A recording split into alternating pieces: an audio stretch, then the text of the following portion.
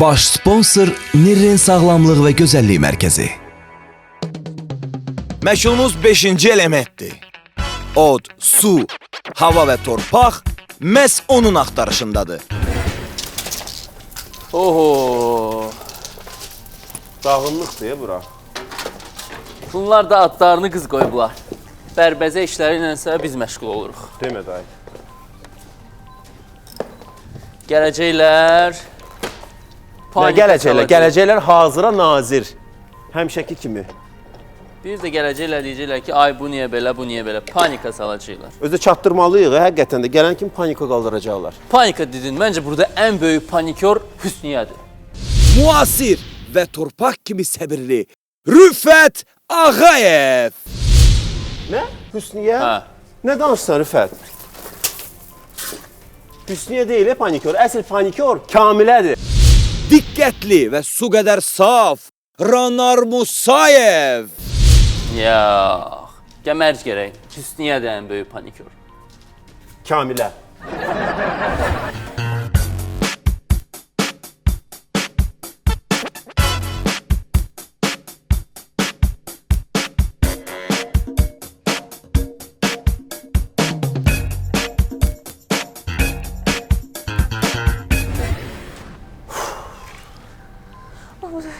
Instagramda bu xoşuma Hüsniyə. gəlir. Ay Hüsniyə. Heç bilmirəm necə deyim sənə, amma verilişimiz bağlanır.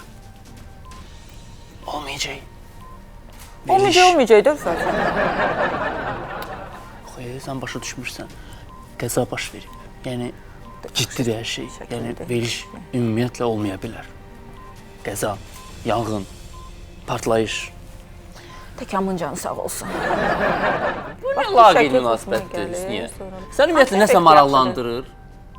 Heç maraqlandırmır. Elə neçə vaxtdır fikirləşirəm, yaxşı ki soruşdun. Bu görəsən, atom parçalananda iki yerə bölünəndə, iki hissəyə, onun biri balaca, biri böyük olur, yoxsa eyni olur ikisi də?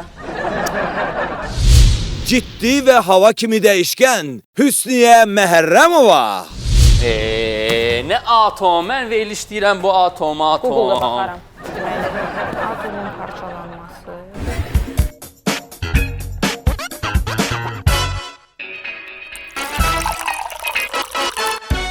Sizə növbəti uğur sirrindən danışaq. Özündən niyə uydurursan? Bu Tural yazıb onu deyinən də. Həmişə beləyəm. Gəlin görüm necə yazıb burada. Salam hörmətli tamaşaçılar, bu günlərdə sizlə bərabər. Salam hörmətli tamaşaçılar, bu günlərdə 4 gün su, hava, su, torpaq, hamımız bir yerdəyik və verilişimizə başlayırıq. Görək bugünkü qonağımız bizə nə danışacaq? Ha, Kama. Verilişə hazırsan? Hə. Nə olub ki? Yox, heç nə, belə soruşdum. Saçım xoşuma gəlmədi? Yox, üstü. Kipirlərim xoşuma gəlmədi? Yox, xoşuma gəldi. Paltarımın rəngi səni açmadı? Yox, açdı. Ranar, sən elə belə heç nə deyən deyil səni. Sənin ürəyində nəsə bir söz var. Çox xahiş edirəm, çox xahiş edirəm. Mən çox stres keçirdirəm axı indi. Nəsə olub? Bilirəm, hiss edirəm. Ay balam, heç nə olmayıb. Sadəcə sual verdim ki, verilişə hazırsan ya yox? Yox, elə belə soruşmazsan axı. Tələbkar və ot kimi istiqanlı Kamilə Babayeva. Bildim. Nə? Rüfət, mən Hüsniyə nəsə olub? Sən də ki panikörsən, Bir dənə söz demək olmur, aləmi qatırsan bir-birinə. Gizlədirsən, bilirəm, Heç də sir var gizlətmirəm. burada. Nəsə, sir, Gördün Rüfət? Panikör kimdir? Panikör Kamilədir. Sənə deyirdim axı. verilişimiz bağlanır, bəs niyə mənə demirsin? Hazırsınız? Bilirdim belə olacaq. Onda getdik.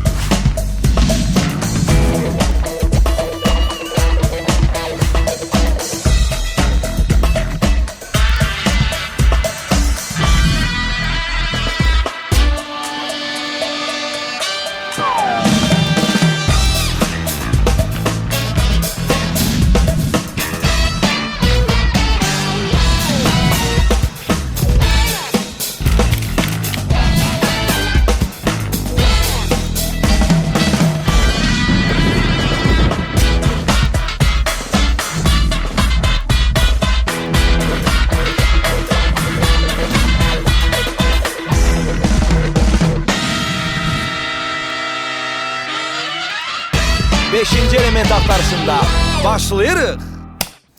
Hər vaxtınız xeyir, hörmətli xanımlar və cənablar. Çalışqanlıq və əzmkarlığın təbliği ilə məşğul olan 5-ci element verilişi Nirrin Sağlamlıq və Gözəllik Mərkəzinin baş sponsorluğu ilə efirdədir. Təbiətin 4 ünsürünün təsirinə məruz qalan insanların hər biri eyni şərtlərlə üzləşsələr də, naməlum qüvvələrin təsirinə məruz qalıb bəzilərimiz daha uğurlu, bəzilərimiz daha populyar oluruq. Görürsən bu qüvvə nədədir? Populyar və seçilən insanlar nələri etməlidirlər və yaxud nələri etməməlidirlər? Artıq yarım ildir ki, biz bu sualın cavabını axtarırıq. Amma təcrübə onu göstərdi ki, bu individual bir haldır və hər bir populyar insanın öz formulu var.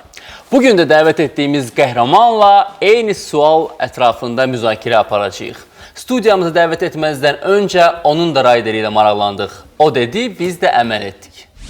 Budur, qonağımız üçün bəyəndiyi milli gəlinciklər gəlir. Deyilənə görə belə bir güşə hətta qəhrəmanımızın öz evində də var. Bahar təravətli çiçəklər də öz yerini tutur. Qəhrəmanımızın çərçivədə olan şəkli ona ruh yüksəkliyi verəcək. Hər halda biz belə düşünürük. Novruz əhvalı hələ də bizi tərk etməyib və bu xoş əhvalımızı hələ qonaqla da bölüşəcəyik.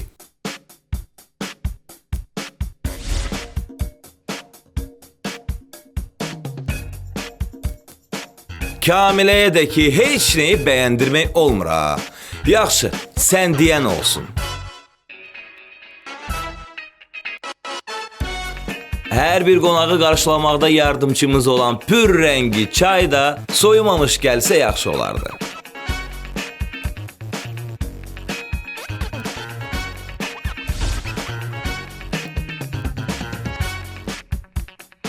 Bu da baş sponsorumuz haqqında məlumat.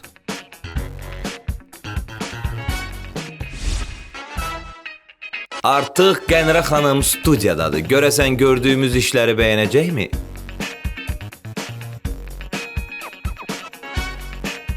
Bir dəqiqə, hara getdiniz? Xanımlar və cənablar, 5-ci elementimizin millət vəkili Qənirə Paşayeva. Salam. Xoş gəlmişsiniz. Yaxşı. Siz necəsiniz? Sağ olun, çox sağ olun. Ranar bizə düzdür verişdə icazə vermir soruşmağa necəsiz. Ona görə birinci qonaq soruşdu bizdən. Görürsən? Biz də Onda olar. müqavilində Əgər qonaq soruşdusa, salamlaşdısa deməli olar. Çox sağ ol, Rana.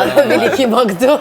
Qənirə xanım, bir daha xoş gəlmişsiniz. Əslində çox mən sağ olun. eşidəndə ki, Qənirə xanım bizim qonağımız olacaq, mən biraz çəkindim sözünüzü. Çəkindim, fikirləşdim ki, ola bilsin ki, Qənirə xanım imkan verməsin bizə danışmağa. Belə bir şey ola bilərmi? Xeyr, çünki bilirəm hara gəldiyimi. Bu verilişdə siz sual verməlisiniz, mən cavab verməliyəm. O yüzden də əlbəttə ki, sizin suallarınıza, istədiyiniz sualları cavab verməkdə rahatsınız.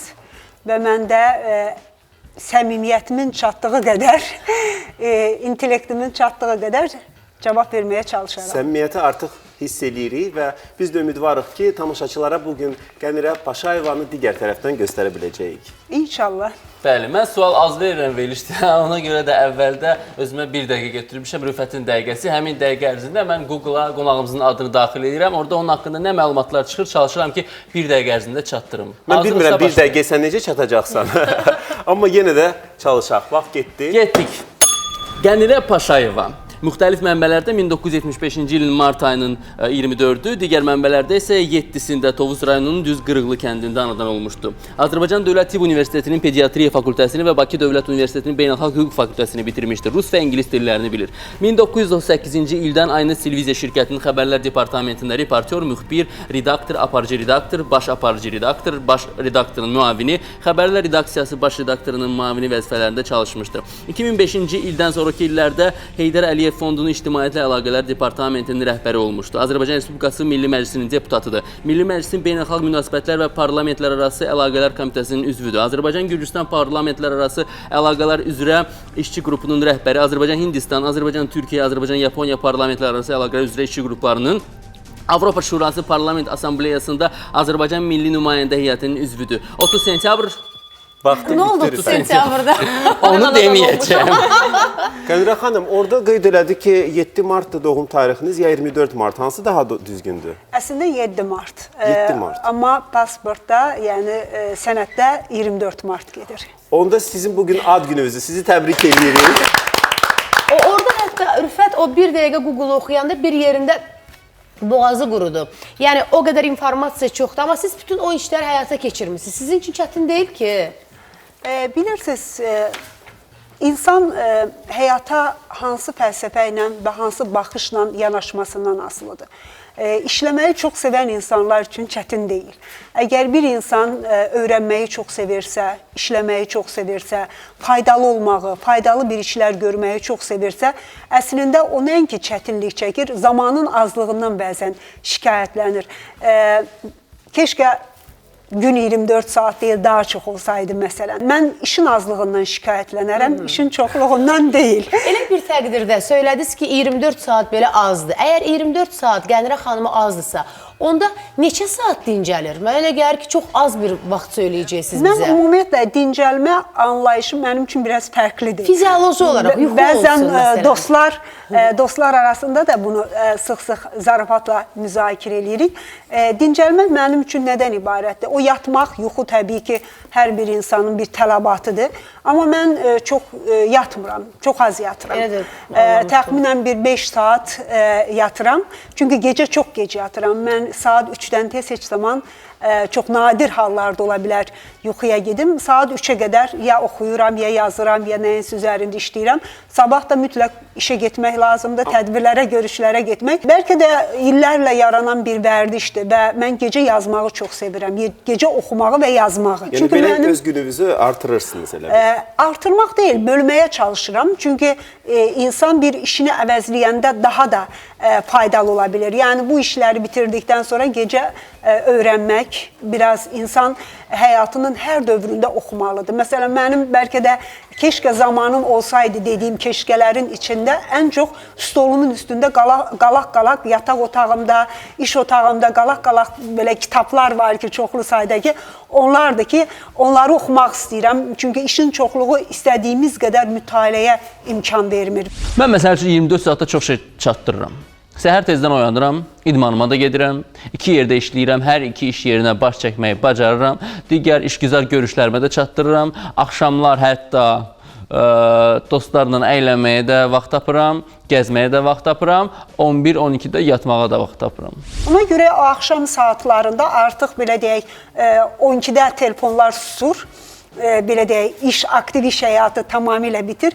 12-dən sonra saat 3-ə qədər daha çox sakit oxumaq, yazmaq bu işlərə ayırıram və bundan zövq alıram, dincəlirəm. Deyirlər ki, gecə gec yuxuya gedən insanlar elə bir ki, yatmamış kimi olurlar. Yatmaq vaxtı saat hardasa axşam saat 11-dən 2 arası olur belə. Bilirsiniz, mən yəqin ki, bu fərdi yanaşma lazımdır buna. Özünüzü yəni səhər yaxşı hiss edirsiniz. Mən çox rahat hiss edirəm. Bir də hər şey biraz alışqanlığa bağlıdır. Onu birdən həyatı o ritmlə getməyən bir insan etsə, bəlkə ona çox təsir edər. Mən özüm də 35 ildə demək olar ki, elə də yaşayıram. Yalnız gecələr daha belə aktiv oluram. Fəaliyyət yaradıcı olaraq. olaraq. Yuxudan durursan. Yox, o işdən asılıdır artıq. Hüsniyə, bəsdir işdən.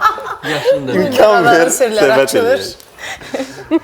Mən isə belə bir sual vermək istəyirəm. Qənirə xanımın bioqrafiyasına biraz nəzər yetirdikdən sonra mən də misal üçün indi özümü müqayisə etməyə çalışacağam. 2 ali təhsilim var, savadlıyam, orta statistik insandan IQ-m bir qədər yüksəkdir, istedadlı aparıcıyam, müxbir də olmuşam, aparıcı, şərhçi, kommentator, departament direktoru, xarici bir şirkətdə böyük vəzifədə indi çalışıram və ölkəmizin ictimai həyatında da böyük fəal və aktiv iştirak edirəm. Bəs mənim deputat və siyasətçi olmaq üçün bax bunlardan əlavə nə çatmır? Yox, bilirsiniz, deputat olmaq üçün bu çatıb, bu çatmır deyə yanaşmalar da doğru deyil.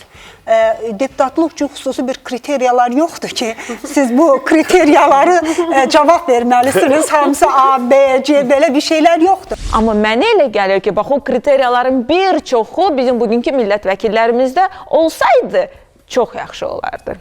mənim düşüncəmə görə, əgər mənim yanaşmamdan gəlsəniz, mən bu işi istəyirəm və nədən ötürü, niyə istəyirəm? Bunu özünüz üçün müəyyənləşdirdikdən sonra təbii ki, bunun üçün çalışırsınız və seçkilərdə iştirak etmək lazımdır və sizə heç kəs seçkilərdə iştirak etməyə qadağa qoya bilməz. Sizin bu kriteriyalarınız, orada çox az kriteriyalar var, bilirsiniz, yaş norması var ki, bu yaşdan yuxarıda olmalıdır. Bəzi, belə deyək də, üzərinizdə cinayət işləri və s. kimi, bu normal dünyanın hər yerində olduğu kimi, belə deyək, məsələlər, amma qalan belə bir, hansısa bir problemlər yoxdur. Hər bir insan, hər bir vətəndaş, hər bir Azərbaycanlı, əgər seçkili orqanda iştirak eləmək istəyirsə, namizədliyini irəli sürər və o seçkilərdə iştirak eləyər və sizin belə bir arzunuz varsa, mən açıq şəkildə mütləq mütləq, əgər belə bir arzunuz varsa ki, mən bu işdə onun üçün olmaq istəyirəm ki, bu iş mənə imkan verəcək ki, insanlara daha da çox faydalı olum. O zaman mən sizə uğurlar diləyərəm. Amma ayrı məqsəd və maraq olarsa, düşünün deyərəm. Bəs bu stereotip hardan Elə özüm də orada sənə bir səs çəkərəm, hə? Necə dəstəyə göstərərəm? O mənim haqqım deyil. Yox, yəni söylədiniz ki... Amma mən hesab edirəm ki, təbii ki, millət vəkili olmaq açıq şəkildə deyib, bu çox önəmli bir qürurdur. Ona görə də mən hər zaman seçicilərimə də çox təşəkkür edirəm ki, onlar o missiyanı mənə həvalə ediblər ki, mən onları təmsil edim. Onların etimadını doğrultmağa çalışım. Onlara həmişə deyirəm, mən çalışacağım, sizi utandırmayım. Mənə etimad göstərdiyinizə görə utanmayasınız. Sevmək önəmlidir. İşi sevmək, milləti sevmək, vətəni sevmək. Amma bunun yanında peşəkarlıq da önəmlidir ki, öz işini yüksək səviyyədə görməlisən ki, zərər yox, faydalı ola biləsən öz işində. Nə istəyədən deputat? Yox. Deputatlığa namizədliyini versə, təbii ki, səs verərəm. Dostum deyil, birinci elə özüm. Çox uzaqlara qayıtsaq, siz tibb universitetini bitirmişsiniz. O an siz başa düşdünüz ki, siz həkim kimi o qədər də peşəkar ola bilməzsinizmi buradan, o sahədən getdiniz? Yaxud da sizi həkimin ümumiyyətlə gələcəkdə onun işində gördüyü o qorxulu, haradasa belə desək, mənzərələr qorxutdu. Niyə tərk etdiniz o sahəni? Xeyr, bilirsiniz, burada bir neçə məsələ var. Birincisi, mən uşaqlığımda hər zaman jurnalist olmaq istəyirdim. Bunu məktəbdə də bilməyən yox idi, cəmiyyətdə də, ətrafda da bilməyən yox idi. Çünki mən məktəbdə ən yaxşı oxuyanlar o dövrdə belə idi ki, məktəbdə vəzifələri ən yaxşı oxuyanlar tutardılar. Biz elə bir dövrdə orta məktəbi bitirirdik ki, Sovet İttifaqı hələ tam belə deyək, çökməmişdi. Və o zaman jurnalistikanın imkanları da çox məhdud idi. Dövlət televiziyası vardı sadəcə, 1, 2, 3 dövlət qəzeti var idi. Ondan kənarda çətin idi. Belə deyək, müstəqil jurnalistika deyən bir anlayış da yox idi və iş yerləri də təbii ki, məhdud idi. Anam çox istəyirdi, anam, nənəm, hamısı mən həkim olum.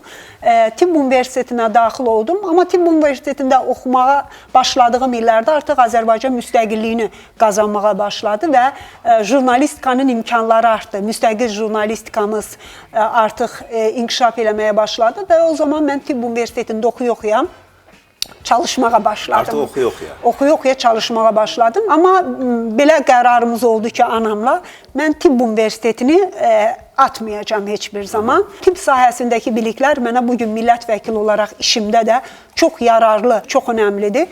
2, özüm özümə həkimlik edə bilirəm, ailəmə həkimlik edə bilirəm. İynə vurmaq lazımdırsa vururuq. Bütün bu işləri məsləhətlər verə bilirəm. Ailə üçün təbii ki, başqalarına deyil.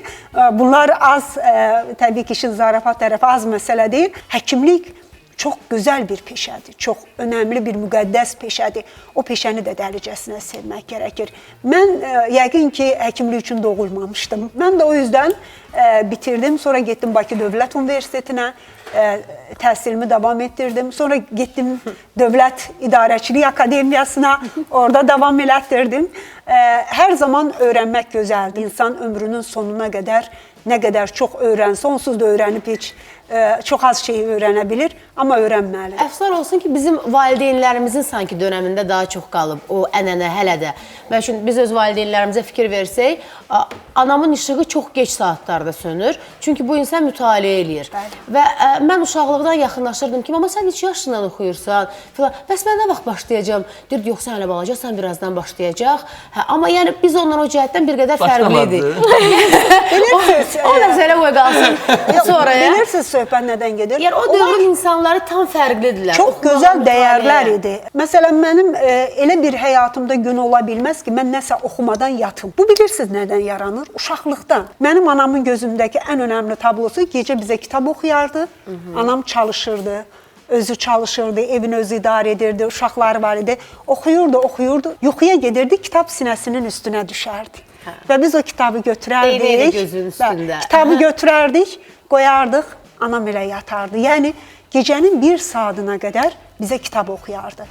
Atam saat neçədə işdən yorğun gəlirsə gəlsin, hə qızım gəl söhbət edək. Nə oxudun? Nə düşünürsən bu barədə? Hədiyyə alardıq.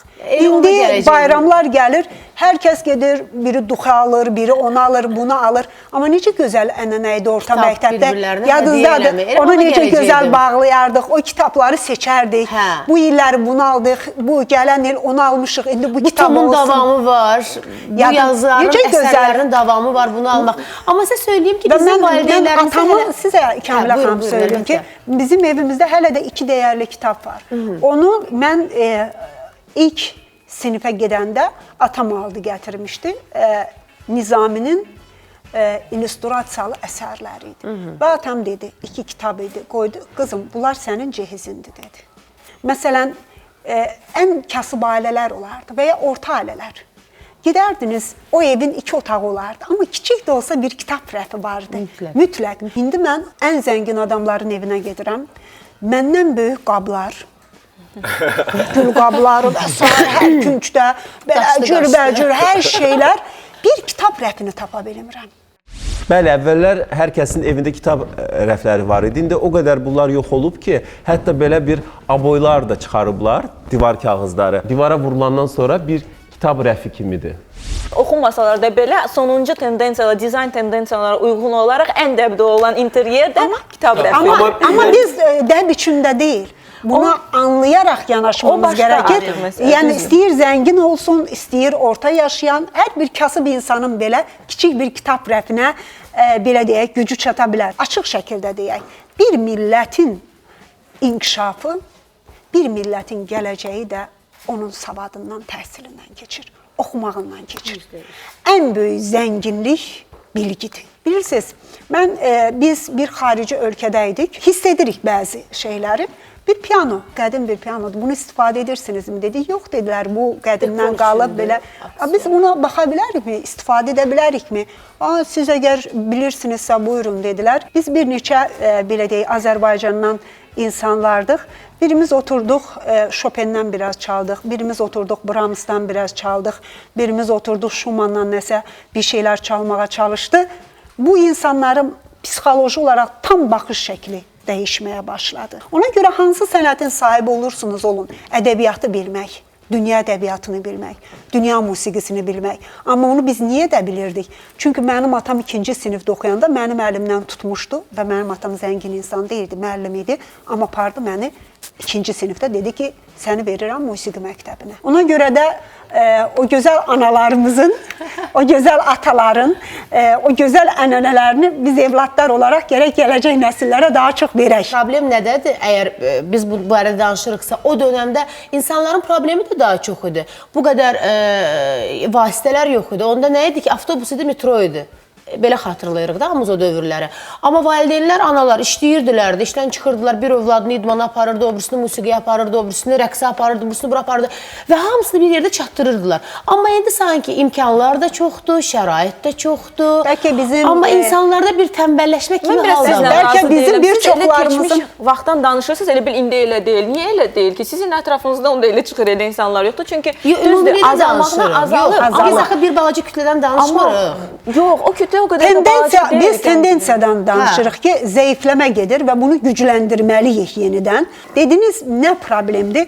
Əvvəllər intellekti çox yuxarı insanlara dəyər, o dəyərlərdən məhrum, amma pulu biraz çox olan insanlardan daha yuxarı idi. Biraz pula dəyərimiz cəmiyyətdə biraz daha artdı. Bəlkə də bir şeylərin, bəzi şeylərin kökü ora gəlir. Məncə puldan daha dəyərli şeylərdir Tamamilə doğru vurğular. Puldan danışdıqsa reklamların tam zamanıdır. Gəlin biraz da pul qazanaq, reklamlara baxaq. Reklam zamanı isə Rüfət, zamanı uşaqsan. bizi sosial şəbəkələrdə mütləq izləyin. Hazırda görürsüz aşağıdakı yazıları. Reklam zamanı şərtlərinizi də yazın, görün. Ya biz görək ki, verilişimizi bəyənirsiniz yoxsa yox.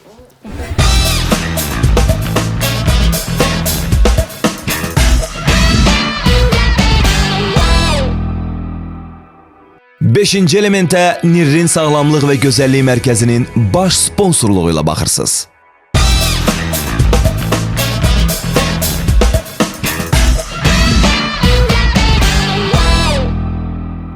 Nirrin Sağlamlıq və Gözəllik Mərkəzinin baş sponsorluğu ilə 5-ci element davam edir və bu həftə biz də millət vəkili və ictimai siyasi xadim Qənirə xanım Paşayevanın elə uğur sirlərini çözməyə çalışacağıq. Amma məncə elə bir məqam gəldi ki, hal-hazırda bir qədər ciddi mövzulardan kənarlaşaq. Testimə hazıram, eynəyimi taxım. Qənirə Paşayevanın uşaqlıqda ən böyük arzusu nə olub? Jurnalist olmaq. Ay, bravo, Hüsniyə. Millət vəkili olmaq. Ranar. Amma söhbət uşaqlıqdan gedir. Bu, yəni ki, ola bilsin ki, kosmonavt olmaq, belə də ola bilər. Diqqətlə qulaq asmaq lazım idi qonağa. Qənirə xanım, siz buyurun deyin. Ya hansı Əgər bir lap variantı? kiçik yaşlarım desəniz, orta məktəbin kiçik yaşlarımda jurnalist olmaq istəyirdim. Amma əsərləri oxuyanda arada partizan da olmaq istəmişdim. Yenə də Rüfət oldu. Yenə O də da Rüfət afist yaxın elədin, oldu. tez deyilin. Afiristliyin nədir? Düzündür. Nəsə deməliydim, afiristliyin. Uşaqlar, davam edirik. Qənirə Paşayevanın tez-tez bişirdiyi yemək hansıdır? Yaranar səndən başlayaq. Məndən başlayın da. Hə, yaxşı Hüsniyə, sən Xıngal. buyurdu. Məncə Qənirə xanımın o qədər də yemək bişirməyə vaxtı yoxdur. Ona görə pomidor yumurta. Ən yüngül. Rüfət, Dolmam, yarpaq dolması. buyurun siz. Daha çox klassik mətbəximizdə istifadə elədiyimiz yeməklər. Yəqin ki, bu dolmalar ola bilər, plov ola Yenə də bilər. Rüfət tutdu. Dolmalar ola bilər. Keçək növbət suala. Qənirə Paşayeva gənc vaxtlarında hansı aktrisaya bənzəmək istəyərdi? Rüfət. Yox, Ranardan. Məncə Audrey Hepburn-a. Mən də onu deyəcəydim. Birinci variant sən demişdin. Necə qaldılar bunlar Çox, tamam. Ranar. Gurçinka. Sophie Loren. Özəlliklə bir ideallaşdırma deyə, özəlliklə belə deyək, aktrisalarda. Və seçim qarşısında qalsaydı hansı Simpatiyanız bu. Burada test gedir Rüfət. Suallar vermək olmaz.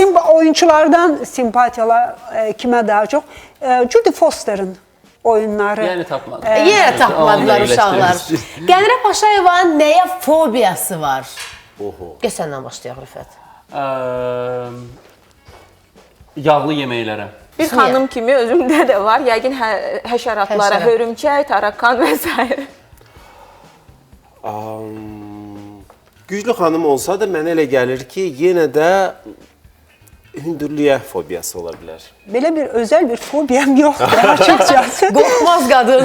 Amma səmimiyyətsizliyə yəqin. Onda mənə elə gəlir ki, bundan sonraki sual avtomatik olaraq çıxır. Çünki növbəti sualımız Qənirə Paşayeva hansı tipli insanları sevmir idi. Qeyri-səmimi. Səmimi olmuyor.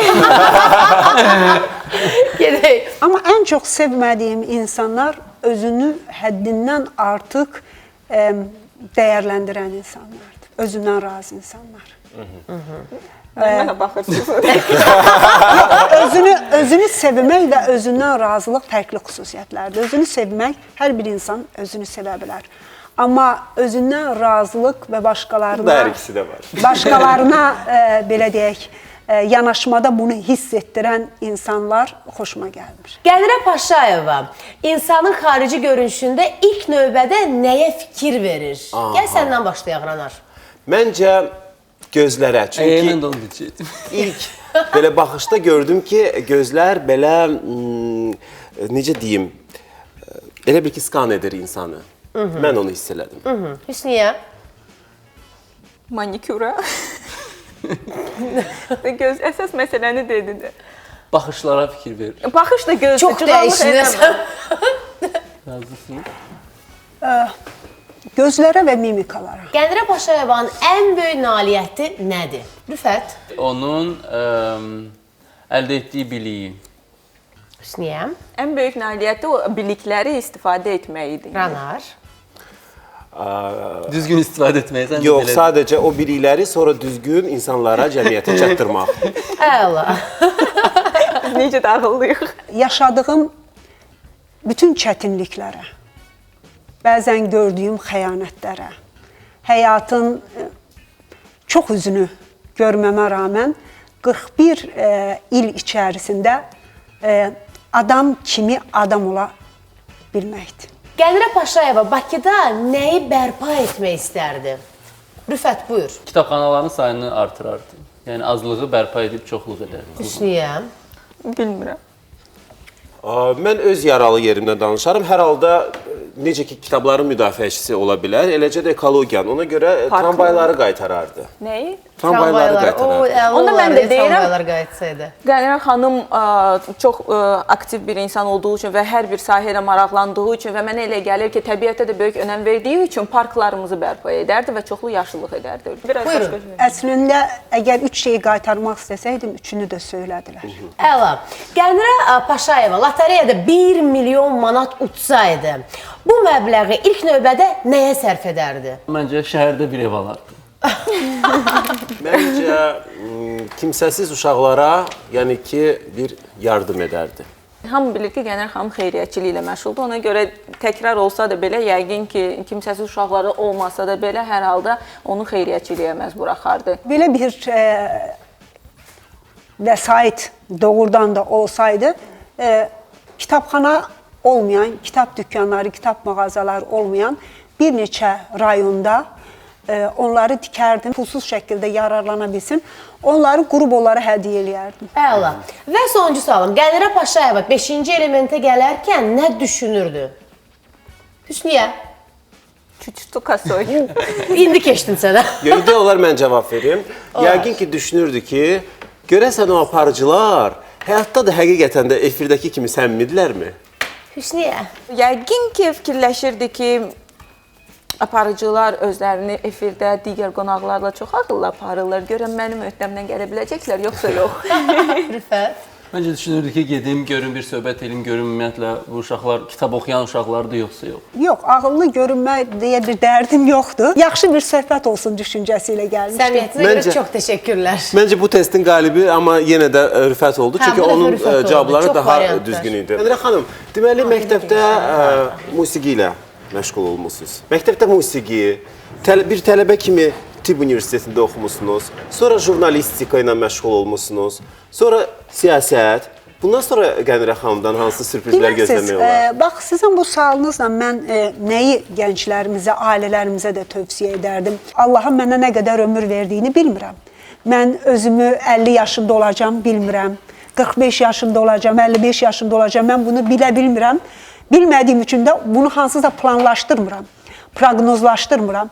Mən o sufilərin o düşüncəsini qəbul etmiş insanam. Mənim üçün bu gün və bu an var. Yaşadığım an və zaman. Mən onun dəyərini bilərək yaşamaq istəyirəm. Çünki bilmədiyim şey mənim deyil. Həzrəti Peyğəmbərimizin Qurani Kərimdən gələn o fəlsəfə, o düşüncə mənim həyatımda ən önəmli düşüncədir. İnsanların ən xeyirlisi, insanların ən faydalısı insanlara faydalı olandır. Bir sahə də var ki, siz orada çox faydalı ola bilərsiniz. O da televiziya sahəsidir. Mən elə onu deyirdim ki, artıq faydası olub Qənirə xanımın. Mən dedim. Sən oğrusan, gördün ki, demək istəyirəm test. Amma mənə elə gəlir ki, siz bir çox işlərlə məşğul olursunuz. Amma məhz bu sahədə də sizin çox böyük işlər görə bilərsiniz. Mən də Qənirə xanımla bir telekanalda başladım stajyor kimi işləməyə. Əslində çox qəribə bir hallar baş verirdi. İnsanlar tərəfindən qəribə situasiyalar görürdüm. Amma onların arasında bəlkə də konkret bir kömək olmadan ki, ya bunu eləyim sənə ya, bu olmadan belə Qənirə xanımdan mən şəxsən özüm çox böyük dəstək hiss edirdim. Bilirsiniz, televiziyalar mənim yaralı yerimdir. Siz mənim yaralı nöqtələrimə toxunursunuz. Elə bizim də. Biz istəyirik ki, telemekanımız daha peşəkar olsun, daha dünya standartları səviyyəsində olsun, cəmiyyətin maariflənməsində, istəyir xəbərlərin çatdırılması zamanında, istəyir maariflənmə, istəyir hətta mədəniyyət, şou, əyləncənin belə yüksək səviyyədə, səviyyəli bir şəkildə təqdim olunması. Mən televiziyada işlədiyim zaman həyatımı vermişdim televiziyaya. Ona görə bu işimlə televiziya məkanında ciddi bir iş görəcəyimi düşünmürəm açıqcası. Amma bəlkə gələcəkdə heç zaman heç nə demək olmaz. Bəlkə gələcəkdə əgər televiziyaların mənə ehtiyacı olsa ki, sən belə deyək də, dəyərli kadrlarımız çoxdur. Belə deyək, televiziya məkanından kənarda çox dəyərli kadrlarımız var ki, Hamısı da amma sizi kimi danışır Qənirə xanım. doğrudur, mən onları görmək istəyirəm. Çünki onların bəziləri bizi qədər, məsələn, işinin dostluq elədiklərim var. İşinin bu qədər çox deyil, amma televiziyaya qayıtmaq istəyər, qayıdıb daha çox fayda vermək istəyər. Onları televiziyada görmək istəyirəm açıqcası. Televiziyalarında məni orada görmək istəmə arzusu olarsa, Məncə gələcəkdə var. bəlkə ola bilər. Yox, məncə heç qayıtmadan, yəni bir Amma millət vəkili olaraq, yəni bu hansı sahədə köməyi edə əlimdən nə bilərsiniz? gəlir, parlamentdə istəyir müzakirələr də olsun. Yəni parlament müzakirələri olsun, hər hansı səviyyədə olur, müzakirələr olsun. Əlimdən gəldiyi qədər hər zaman bu sahədə məsələlərin çatdırılması, qaldırılması və ya dəstək. Mən özümü heç zaman jurnalistikadan ayrı təsəvvür eləmirəm. Əlimdən gəldiyi qədər hər zaman jurnalist dostlarımızla belə deyək, sıx-sıx görüşərək bilirəm. Ortada olan məsələləri də, belə deyək, vəziyyəti məsələləri də görə bilirəm. İnşallah bəlkə gələn 5 ildən sonra. Amma söylədiniz ki, kadr problemi var. Məncə kadr problemindən əlavə bizim ən böyük yəni problemimiz var. Bu reyting problemidir. Yəni bu sahədə sizin Mən razılaşmıram. Sizin fikrinizcə. Bilirsiniz, insanlar bunu istəyir, biz də bunu veririk düşüncəsində mən razılaşmıram. 12 il, 13 il əvvəl reytinglər gələrdilər. Mən o reytingləri çox gözəl bilirəm. Bütün ciddi verilişlər, önəmli verilişlər reytingin ən yuxarı sıralarında dayanardı. O zaman mən sizə sual verirəm. O tamaşaçılar kimlər idi? O tamaşaçılar da biz idik. Amma demək ki, biz bir dönəm başqa bir yaxşı misal var. Deyir, nə tükərsən aşına, o da çıxar qaşığına. Bir zamanlar keyfiyyətli verirdi, keyfiyyətlilərin də reytingi daha çoxdur. O yüzden də mən düşünürəm ki, elə reyting verir, biz də bunu veririk düşüncəsi olmamalıdır mənim yanaşmamda televiziyada. Tamamilə Qənirə xanımla razıyam. Çünki televiziya hardasa insanların, cəmiyyətin zövqünü formalaşdırır və kütlə diktə etməməlidir, televiziya nə göstərməlidir. Bizim bir çox qonaqlarımız gəlirlər, deyirlər, xalq bunu istəyir, biz bunu eləyirik, cəmaət bunu istəyir, biz bunu eləyirik, hamının adından danışırlar. Amma biz də 5-ci element olaraq 4 aparıcı verilişi yaradanda həmin anda biz ətrafa baxdıq ki, görəsən tələbat nədir? Gördük ki, tələbat indi çalıb oxumaq, oynamaq, qalmaqal və ağlamağadır. Amma bizim verilişimizdə bunların heç biri yoxdur. Yəni biz tələbatın dalıca qaçmadıq. Və məncə heç uduzmadıq da. Bəs verilişlərdən dəvət alanda seçiminizi nəyə əsasən edirsiniz? Yəni reytingi çox olan veriliş olsun, gedin ora yoxsa yox? Birincisi, bir çox bəzi verilişlər var ki, oraya qatılmıram. Verilişlərə qatıldığım zaman mənim üçün əsas yanaşma tərzi cəmiyyətə mənim də daxil olduğum, mənim də iştirak edəcəyim bu veriliş cəmiyyətə nə verəcək? Mənim onun reytingi yuxarıdır, aşağıdır. Qoy hətta o verilişə 500 adam baxacaq. Amma mən bilirəm ki, 500 adam bu verilişdən çox önəmli bir şeylər götürəcək. Mən verilişə getdiyim zaman mən daha çox bu verilişin toplum üçün lazımlı olub olmamasına daha çox önəm verirəm. Ona görə verilişlərin reytinginə görə seçib getmirəm. Bir çox reytingli verilişlər də ola bilər, amma mövzular mənim mövzularım deyil. O mövzularda elə bir ortam içərisində mən ola bilmərəm deyə çox gözəl, mədəni şəkildə söylədiyim dostlarımız da olub. Və hesab edirəm ki, bu ölkədə əgər 1000 dənə də olsa insanlar var ki, buna baxır. Amma o insanlar çox, belə deyək, bundan faydalanıb yararlanacaqsa, mütləq o verilişə gedirəm. Nə eləmək lazımdır ki, 5-ci element daha reytingli olsun, aparıcılarını dəyişmək? Bilirsiniz, istəyərdim yenə də elə bu televiziya sahəsindən uzaqlaşmadan sizin yəni ki, televiziya yaradıcılığınıza nəzər bir salaq. Siz bugün bizə müsahibə verirsiniz və mənə elə gəlir ki, biz dördümüz də çox maraqla bilirik. Bəli. Biz söhbət edirik. Bizim ümumiyyətlə verilişimizin formatı budur. Bu söhbətdir, amma fikir mübadiləsi. Bəli. Və mənə maraqlıdır ki, sizin ən çox yadda qalan müsahibələriniz. Onlar haqqında istəyərdim danışasınız. Bilirsiniz, belə müsahibələr çox olub. Çünki mənim üçün ümumiyyətlə müsahibəyə gedəndə önəmli iki düşüncə olub. Orada mən ağıllı görünüm yox. bir müsahibimi daha çox danışdıra bilim. Və insanlar nəyi daha çox eşitmək istəyərdi, onu daha çox açılsın. Mən də ondan daha çox bəhrələnim və tamaşaçılar da ondan daha çox bəhrələnsin. Əslində mən də elə düşünmüşəm, o sualları hazırlamışam. Sadəcə o qədər uzun danışırsınız ki, imkan olmur o Ona görə də çox belə insanlar olub. Çünki jurnalistikada ən çox belə deyək, fərqli yöndə baxmağım üçün çalışdığım müharibə zonalarında çalışmağım oldu.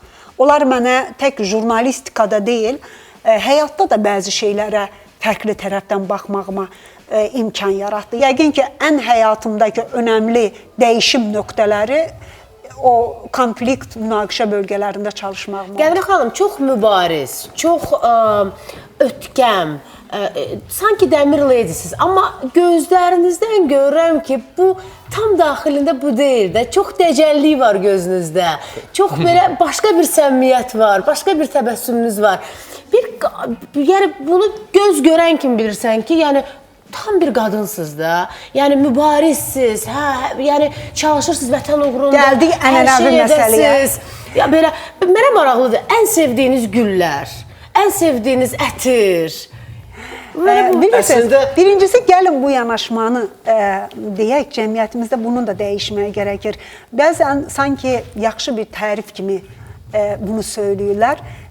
Kiminsə haqqında, bir qadın haqqında, indi onun güclü bir qadın olduğunu göstərmək üçün deyir ki, kişi kimi qadın. Amma sizə o söz heç yaraşmır. Heç yaraşmır. Mən şəxsən, yaxın da mən açıq şəkildə deyim, mən bunu hər zaman yaxın adamlar olanda bunu sakitcənə açılmanın, bu çox böyük təhqirdir deyirəm. Razıyam. Siz məni təhqir edirsiniz. Əgər mənə tərif demək istəyirsinizsə, deyin ki, qadın kimi qadındır. Bir gün belə sizi kimi bir məclisdə dostlardan biri dedi ki, mən bu ağlayan insanları dedəşi sevmirəm.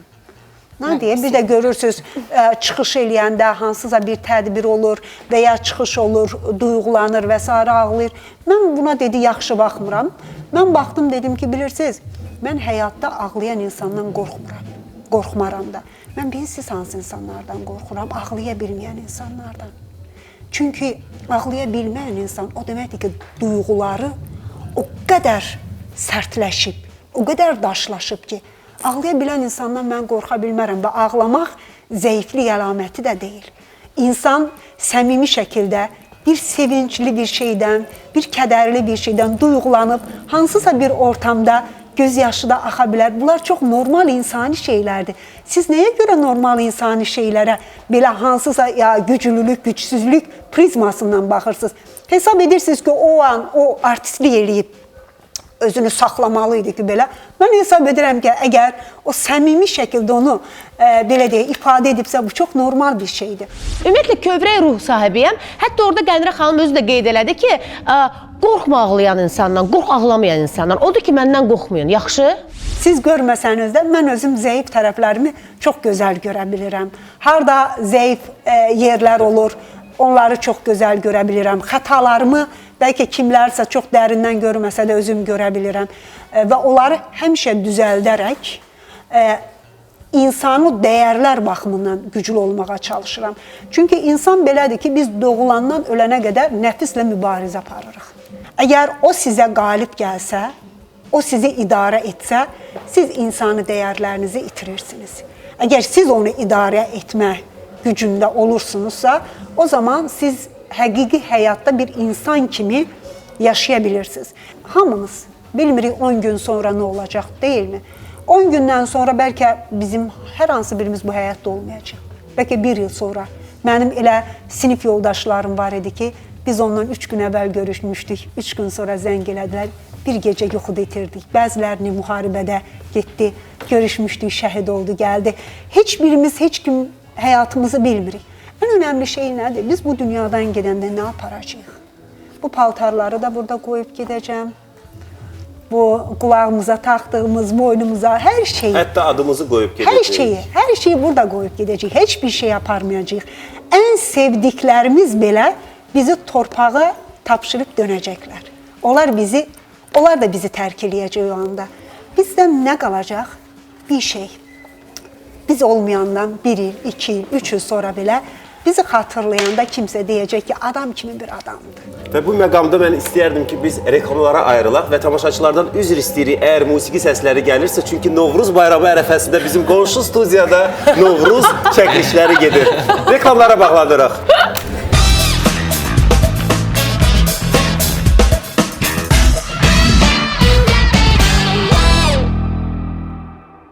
Beşinci elementə Nirrin Sağlamlıq və Gözəllik Mərkəzinin baş sponsorluğu ilə baxırsınız.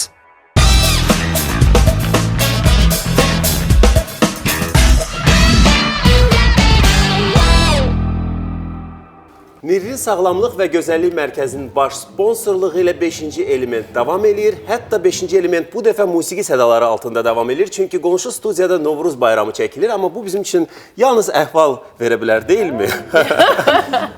Buyururam. Qənimə xanım, bizim bir rubrikamız var, tamamla rubrikası. Yəni, mən elə bir ifadə deyirəm, siz onu davam edirsiniz və siz onu tamamlayandan sonra bu bir stata çevrilir. Başlaya bilərikmi? Çalışam. 18 yaşında mən hələ də inanırdım ki, Və 41 yaşımda hələ də inanıram ki və hər zaman da inanacağam ki, mütləq yaxşılar qalib gələcək. inşallah, hər zaman fəxr etmişəm ki, Mən Azərbaycanlıyam. əla. Karyeramın yolunda qurban verdiyim ən vacibi Mənim düşüncəmə görə, yəqin ki, əzizlərimə yetərincə zaman ayıramamağım oldu. mənim uğurum xasiyyətimin məhz bu xüsusiyyətinin payına düşür. Zəhmətkeşlik, getdiyi yoldan, arzulardan, xəyallardan bas keçməmək, zamanı doğru istifadə etmək və doğru insanlarla eyni yolda yürümək. Öz həyatım haqqında böyük məqalə yazsaydım, məqalənin adı Yaxşı düşünün, sağladım. Öz həyatım haqqında heç zaman heç bir məqalə yazmazdım və ona başlıq da qoymazdım. İstəyərdim ki, nə yazılacaqsa özüm yazmayım, əməllərimlə onu yazım ki, məndən sonra bəlkə insanlar nəsə yazar və adı da özləri fikirləşərlər. Heç vaxt, heç yerdə, heç kimə bunu söyləməmişəm. Hər şeyləri hər zaman, hər yerdə, hər kəsə demək olmaz. Elə cavab verirsiniz ki, qorxuram olar elə bilər ki, mən bunu sizə öncədən göndərmişdim. Amma elə olmayıb. Qazandığın uğur məqbul hesab oluna bilməz. Əgər bu uğurun sən Öz zəhmətinlə, əxlaqınla, namusunla, şərəfinlə və başqalarına pislik etmədən qazanmayıbsansa. dünyamı dəyişəndən sonra Tanrı ilə üzbəüz qalsam, ilk sualım ona. Olmayacaq. Yaradan hər zaman, hər gün, hər dəqiqə, hər an mənimlədir. Getdiyimdə sadəcə bir şey söyləyəcəm. Xətalarımda da, savablarımda da. Hətta bəlkə bilmədən etdiyim xətalarımın içində də səni unutdum deyə bir şey yoxdur. Ona görə mən gəldim. Xətalarımla, savablarımla buradayım. Vəssalam. Çox gözəl. Adətən biz verilişin əvvəlində və sonunda alqış edirik. Kəmilə artıq gözləri doldu. Kaksikda. Düzdür, mən bu halımı doğrudan da istəyən çox bəyənmir, amma mən doğrudan beləyəm. Məndən asılı deyil. Amma bayaq Qədirə xanım dedi ki, Emosiyalar əgər ağlamaq yaşanırsa istəyirsə yaşanır. bir insan, o gərək artistlik eləyib onu saxlamasın, ağlasın. Bəsdir artistlik elədin. Arada sən də ağla. Ağlamağım gəlmirsə zorla elə bir Hə, o da ağlatmaq. təbii. O zorla ağlamaq da, o ağlaya bilməməyə heç belə adiyyatı olub-olmadı başlayır o ağlamağa. Bizim bir sənətçimiz vardı, mən onda dəhşətə gəldim. Müsahibə alırdıq, çəkdik, sonra dedi, yenə təzdən başlayaq çəkək. Ürəyim istədiyim kimi ağlaya bilmədim. Mən o ürəyim istədiyi kimi ağlaya bilmədim cümləsi. Demək ki, bunun da bir şeyi var, bu peşə kimi. Ürəyim istədiyi kimi, biri var insan düşünə bilər, ürəyim istədiyi kimi danışa bilmədim, o düşünmədi də. Sözümü demədi. Amma duyğu başqa bir şeydir, axı insan necə istədiyim kimi ağlaya bilmədim. Bu vaxta qədər demək olar şükür ki, yalnız sevinç hisslərindən ağlamışam. İnşallah, həmişə də o hisslərlə ağlayasan. Çox sağ ol. Bir dənə o sualı bitirim zəhmət. Yaxşı. Sual deyiləsində cavab gəldi. O qədər gözəl cavablar verdiniz ki, lap səmimi olmaq istədim. Gözəl, qamətli qadın. Sizə belə müraciət eləmək istədim, bilmirəm niyə. Qaldıq biz orada məqamda. Bildiyiniz kimi qonşu studiyada bayram çəkilişləridir. Əslində bunun da özünün bir özəlliyi var idi. Nə mənada? Qənirə xanım millət vəkilidir. Xalqın arasında olur həmişə. Sanki bugünkü bizim 5-ci element ömür boyu sakit sükut içində getdiyinə baxmayaraq, bu dəfə xalq da elə bizimlə bərabər idi. Kamilə başqa cür buna yanaşsa da bu qonşu studiyadakı çəkilişin musiqi səsləri mənim əməlli başlı sinirlərimə çox pis təsir etdi və özümü zorla saxlamışdım. Elə gözləyirdim ki, nəsə orada texniki nasazlığı olsun, bu musiqi səsləri kəsilsin. Sevdiyiniz çiçəklər, ətirlər. Bilirsiniz, sevdiyim çiçək çoxdur. Hər bir çiçəyin həyatımdakı assosiasiyası da fərqlidir. Mən biraz qəribə ruhum var. Məsələn, əgər biraz hüzün varsa, orada yasəmən var. Daha çox sevinç varsa, orada qızılgül var. Bir şeyin nostalgiyası varsa, orada bənövşə ilə nərgiz var. Hansısa bir duyğular üçün mütləq dəfnə var. Onlar mənə başqa bir şeylərin hekayəsini söylür. Əslində bu hekayələr də var. Məsələn, mən Dəfnənin hekayəsini, Dəfnə ağacı bizimkilər bəzən ona sadəcə borşa atdıqları Lavrov lis kimi baxırlar. Amma mənim üçün, mən öz həyatımda Dəfnə ağacını əkmişəm. Ən çox sevə bəslədiyim, belə deyək, ağaçlardan biri odur. Çünki bizim bağda da var, nə alım ondan? Amma Dəfnə... Mən də onu borçluq dəfə istifadə eləmişəm.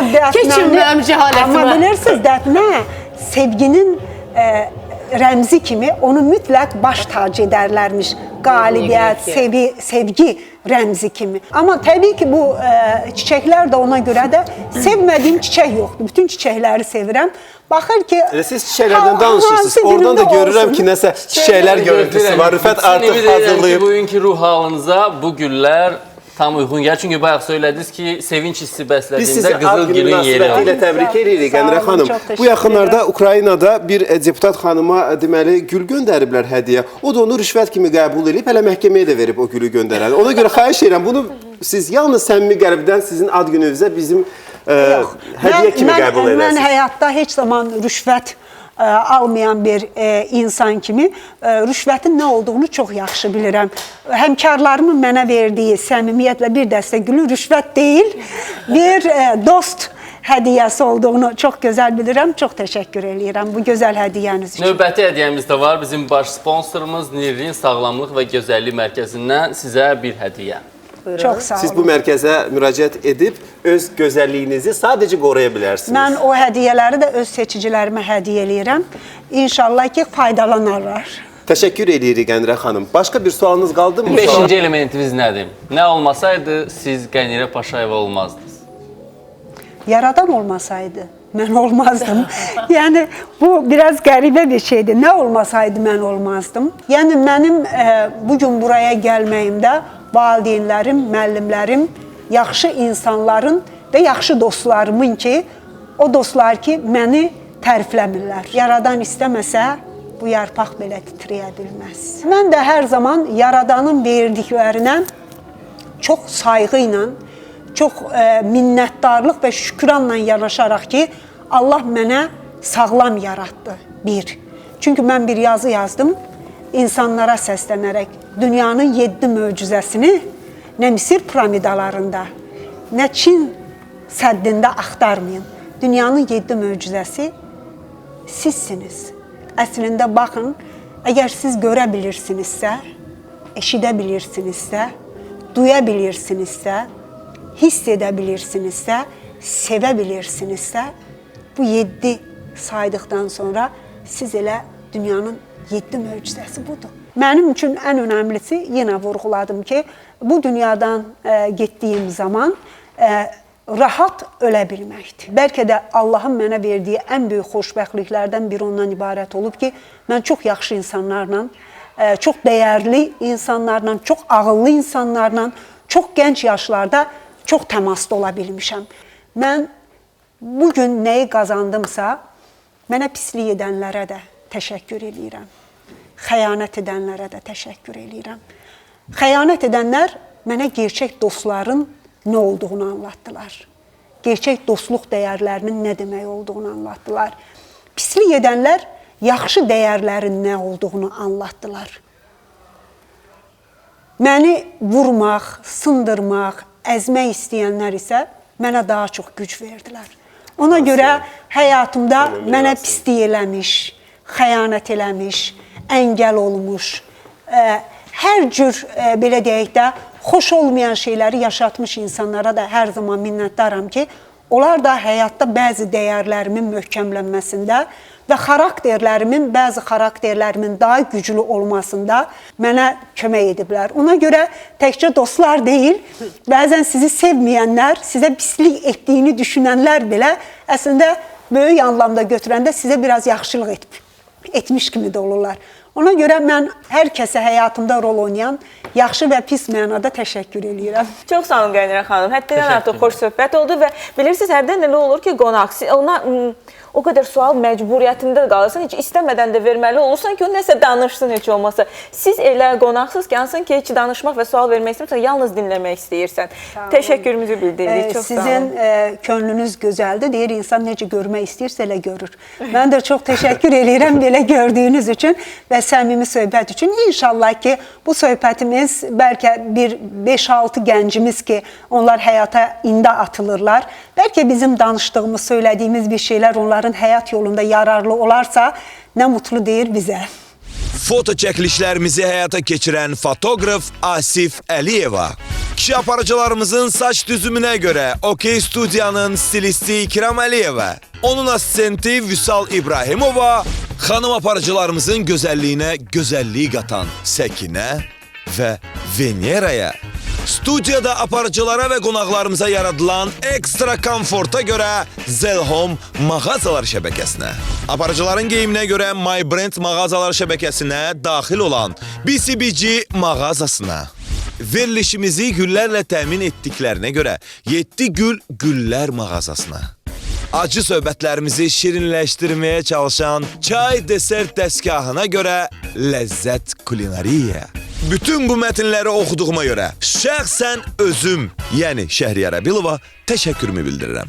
Eləcə də informasiya dəstəyimiz ATV.az, D.az, Milli.az, Tren.az internet portallarına təşəkkürümüzü bildiririk. İndi isə 5-ci elementin baş sponsoru Nirrin Sağlamlıq və Gözəllik Mərkəzi haqqında danışacağıq. Əziz tamaşaçılar, sağlamlığına və gözəlliyinə diqqət ayırmaq istəyənlər üçün Nirrin Sağlamlıq və Gözəllik Mərkəzi fəaliyyət göstərir və ora daxildir. Laborator diagnostika, kardioloq, ultrasəs müayinəsi, endokrinoloq, lor həkimi, nevropatoloq, diyetoloq. Tibbi reabilitasiya, yəni refleksoterapiya, fizioterapiya və müalicəvi bədən tərbiyəsi. Kosmetologiya bura daxildir. Kimyəvi piling, lazer jalalanması, karboksiterapiya, krioterapiya, konturplastika, mezoterapiya. Aparat kosmetologiyası, dəriyə qulluq, LED-pil imperium aparatı ilə radio dalğalı lifting, Elos Plus aparatı ilə estetik diod, lazer aparatı ilə epilyasiya, füzimlet aparatı ilə müalicə Və əsas məsələ detoksikasiya və çəkinin azaldılması üzrə müxtəlif prosedurlar. Spa və masaj prosedurları. VIP spa, hidromasaj vanna, steam sauna, fin sauna, relaksasiya otağı və s. Fitness, trenajör zalı, aerobika, pilates və s. gözəllik salonu, saç, makyaj və digər xidmətlər. Qeyd edim ki, mərkəzdə bütün prosedurlar ixtisaslı həkimlər və peşəkarlar tərəfindən aparılır və ən əsası bütün prosedurlardan sonra Fito kafedə istirahət edə bilərsiniz. Bir sözlə gözəlliyinizin qayğısına qalın, amma sağlamlığınızı da unutmayın. Nirrin Sağlamlıq və Gözəllik Mərkəzi yerləşir Nəriman Nərimanov heykəlinin yaxınlığında, daha dəqiq desəm, Qurban Xəlilov küçəsi 2 ünvanında. Telefon nömrələri 012 505 25 25 və 077 505 yenə də 25 25. Bax belə, sponsorumuz haqqında, baş sponsorumuz haqqında danışdıq. İndi isə gəlin keçək qonağımıza. Yalnız xoş təəssüratlar bağışladı.